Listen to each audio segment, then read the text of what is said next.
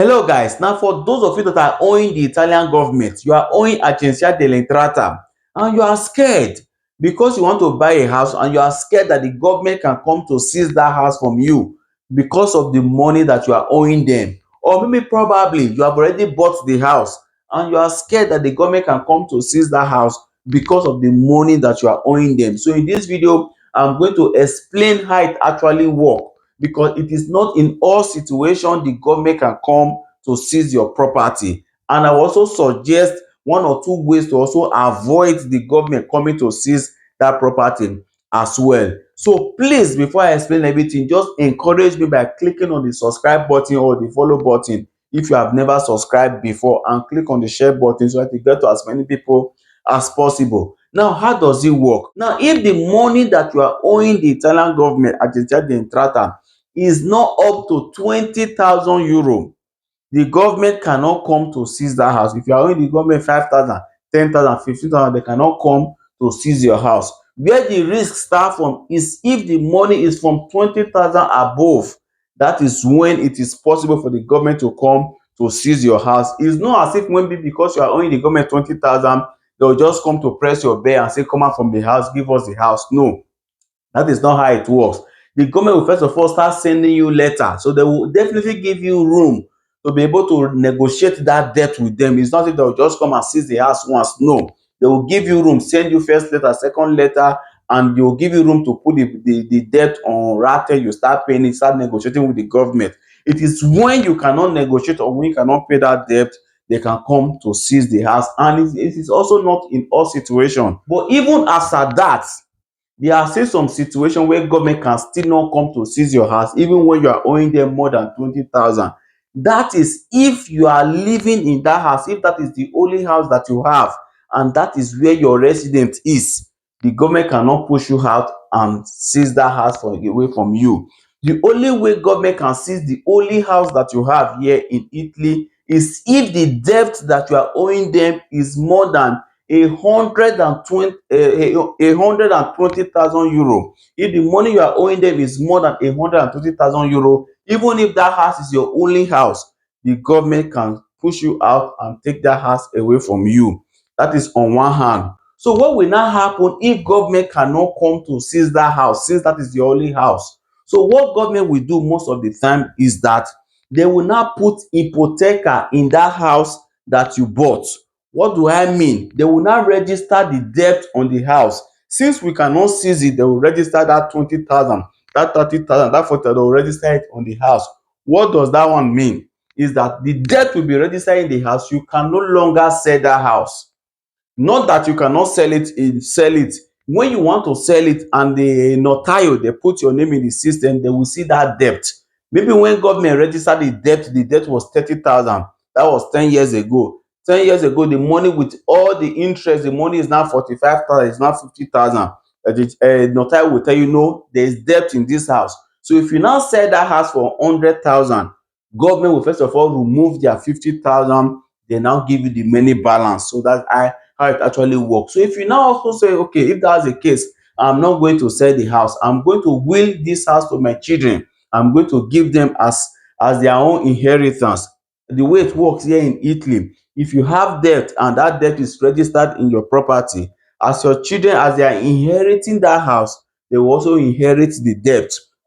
That is why most Italians, you just see immediately Italian man pass on, the children, they will just go and write vendis in the house. Most of the time is because their father have one or two outstanding debts that he has not been able to clear. So the children don't want that debt, they will just go and sell the house, pay government, then the money balance, they can keep it and share it among them. So if your children want to inherit your house, they will also inherit the debt as well. So that's how it actually work here. But mind you, you that is owing government 50,000, 70,000, 60,000 today, mind you, the money will be increasing. So the time I call you might say, okay, today the money is not up to 120, but tomorrow in the next 10 years, in the next 15 years, the money can get to that 120. So you also need to be very careful. So how can you avoid all this problem? I'll just give you three solutions.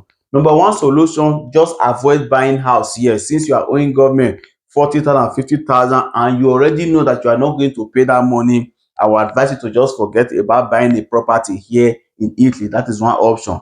Then the number two option, you can still go ahead to buy a house, but you must make sure you start paying that money. So you go to Agenzia delle entrate, you ask them to do rate for you. They can do up to about 120 rate for you. So you start paying that money gradually. So that's the second option. Then the third option, this is just my own advice to you. So you are the one that is going to accept it or reject it. The third option is, if you are the one owing the debt as the man, you can then buy the house with your wife's name. I'm not saying you must do it. I'm only suggesting to you. You can then buy the house in your wife's name. But before you do that, you must also make sure that the type of marriage you people did is separazione di bene. So when you want to buy the house, if your wife is working, your wife go to the bank, you and your wife can sign to collect the money from the bank to buy the house. But when you want to register that house at the notary office, you can register the house in your wife's name alone. But make sure you trust that woman before you do something like that, so that when the government, when they are looking for you, they look, you don't have any property that is registered in your name, they cannot go and attack that of your wife. That is if your marriage is separazione di bene, meaning your wife property is her property and your own property is your own property, so it does not affect, your debt does not affect your wife debt does not also affect you. So let's say, okay, that is not the type of marriage you did. You did comunione legale. So in that case, you still have the privilege of going back to change the type of marriage that you did, the type of property rights. All you need to do is to still go to the same notario office. You can take your wife, tell the notary that you want to change your property regime. So they will tell you to bring two witness. You will bring one witness, your wife will bring one witness. So at times it might cost you up to about 2 to 3 thousand euro, depending on the notario. They will help you do everything, change your type of marriage that you did from a comunione legale to separazione di bene. In that case, you cannot be able to buy the property with your wife's name if you are the one that is having the debt. If it is your wife that is having the debt that is owing at the child the entrata, you can buy, two of you can borrow money from bank to buy the house in your own name. Buy the house in the name of the person that is clean. This is just a suggestion. If you know you trust your wife, you trust your husband, then you can be able to take this other option. So these are just the three options.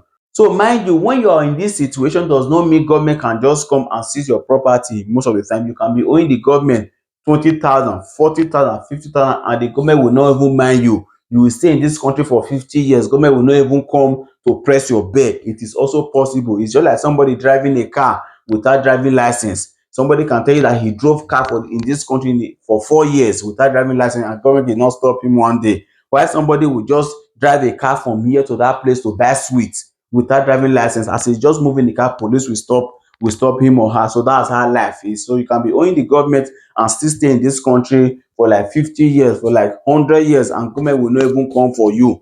Why you can also be owing the government as you are just buying the house that same year, government will come and press your bed. It is also possible that way. So that is why some people are scared when they are owing the government.